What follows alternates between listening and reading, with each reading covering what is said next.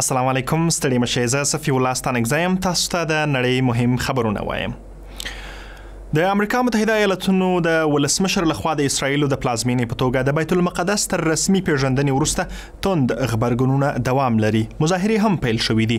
د سعودي عربستان او افغانستان په شمول د امریکا نږدې ملګرو هم خبرګون ښودلی دی.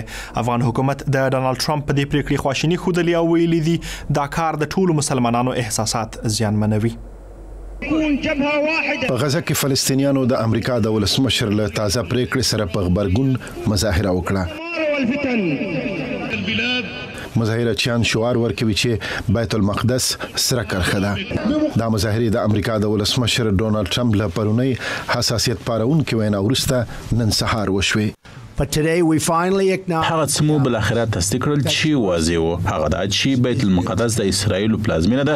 د بهرنیو چارو وزارت ته امر کوي چې له تل ابیب نه بیت المقدس ته د امریکا د سفارت د انتقال تابع ونیسي.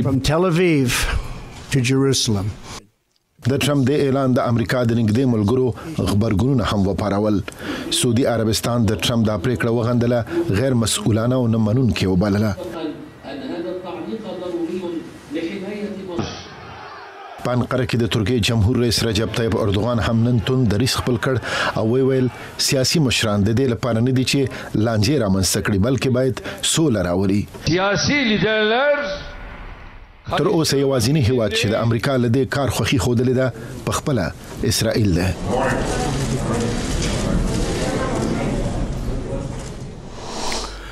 د فرانسې جمهور رئیس ایمانوئل ماکرون وایي نن یې له قطر سره د څه باندې 14 میلیارډ ډالرو په ارزښت سوداګریز تړونونه لاسلیک کړل. په دې تړونونو کې په قطر باندې د فرانسې ساخت 12 جنگي الوتکو خرڅلاو هم شامل دی. د فرانسې د جمهور رئیس ایمانوئل ماکرون او د قطر د امیر شیخ تمیم بن حمد الثانی په حضور کې د څه باندې 14 میلیارډ ډالرو په ارزښت د تړونونو لاسلیک. ماکرون د دغو تړونونو لاسلیک د دوه هیوادونو ترمنځ د نږدې اړیکو ښکارندوی وباله. د دغو تړونونو پر اساس به قطر 12 جنگي الوتکې له فرانسې وپیري. د قطر هوایي شرکت هم د 5.5 میلیارډ ډالرو په ارزښت له فرانسې د 500 ایرباس الوتکو د پیرلو اعلان وکړ. دا تړونونه په خلیج کې له کړکېچ سره لاسلیک شول. د جون له 15 راهیسې سعودي عربستان، متحده عربي اماراتو، بحرین او مصر له قطر سره په دې خاطر اړیکې پرې کړې چې ویل له ایران سره ملګری دی او له تروریزم ملاتړ کوي. شمالي کوریا د امریکا متحده ایالاتونو او جنوبي کوریا د پای ته رسیدونکو ګډو هوایي تمرینونو په اړه توند خبرګون ښودلی دی. د شمالي کوریا چارواکو ویلي د امریکا او جنوبي کوریا لخوا دغو لویو پوځي تمرینونو په کوریا کې د جګړې حقیقت لا پسې روښانه کړ. د امریکا او جنوبي کوریا تر ټولو لوی هوایي پوځي تمرینونه چې 12,000 پوځیان یې مخ ته وړي سبا پای ته رسیږي. دغه هوایي پوځي تمرینونه چې پکې شاوخوا 2,500 جنگي بم غورځونکي او نوري الوتکې کاریږي بې له شکه د شمالي کوریا غوسه پارولې ده. د شمالي کوریا د بهرنیو چارو وزارت وايي موږ د جګړې هیله نه کوو خو ترې تېرېدی هم نشو. اخوا د ملګرو ملتونو سازمان د ډیپلوماټیکو هڅو په دوام خپل مرستیال جیفري فلیټمن شمالي کوریا ته لیږلی چې د پنجشنبې په ورځ له بهرنیو چارو وزیر ریونګ هونګ سره هم لیدلی دي. په نیپال کې رای ورکوونکو نن دغه هیواد د پارلمان په وروستي دور ټاکنو کې برخه واخیسته.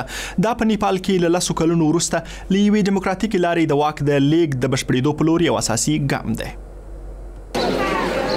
دا خلک د امنیتي ځواکونو د څه باندې 2 لکه کسیز ګروپ په ډله کې شاملېږي چې د انتخاباتو د امنیت لپاره ګمارل شوي دي. امنیتي تدابیر وروسته له هغه سخت شو چې په څو وړو چاودنو کې یو رای ورکوونکی ووژل شو او څو نور ټپیان شول. دا د نیپال پلازمینه کاتماندو ښار دی چیرې چې رای ورکوونکي د رای کارولو ته په تمه دي. ښځو او نارینه وو د پارلماني انتخاباتو په وروستي دور کې ګډه رای ورکړه. لومړی دور ټاکنې د نومبر په 28مه شوې وې. چارواکو ویلي د رایو په څه شمېر ته په کتو به تر 10 ورځو وروستي پایلې اعلان شي. او د سعودي عربستان په پلازمینه ریاض کې د ښځو لپاره لومړنی کنسرت لبنانۍ هبه تاواجي پرون شپه کنسرت ورکړ او ښځو هم ښه هرکلی وکړ. هبه تاوجی او پریاس کې خوځتا کنسرت په سعودي کې داسې څه په خوانو شوي په سالون کې ناست غني خزې د لبناني سندرغاړي له سندرو خوند اخلي سعودي خزې چې د نورو ملکونو د خصو په نسبت ډېر محدود ژوند لري ورته کنسرتونه ډېر مهم بولي نحن الاعتراف بوجود المرأة دا ډېر ښه ده چې د ښځو موجودیت ومنل سي که چېرته ښځې او د هغوی د سرګرمۍ لارې چارې وپېژندل سي او اهمیت ورکړل سي نو موږ به په ژوند کې ډېرې مخته ولاړې سو مراحل جدا مهمة بالحياة ان شاء الله د سلمان بن عبدالعزیز واک ته رسیدو او د هغه د زوی محمد بن سلمان لخوا په ځینو مواردو له هغې ډلې د ښځو حقونو او ازادیو په برخه کې یو څه نرمښت ښودل شوی دی د سعودي ښځو سکال موټر چلولو او په لوبغالو کې د لوبو د نندارې لپاره هم له کلونو وروسته لاسرسی پیدا کړ مننه چې دا خبرونه مو وکتل azadi radio.org ویب پاڼه او فیسبوک د دې خبرونو د بیا لیدلو لپاره مه هیروئ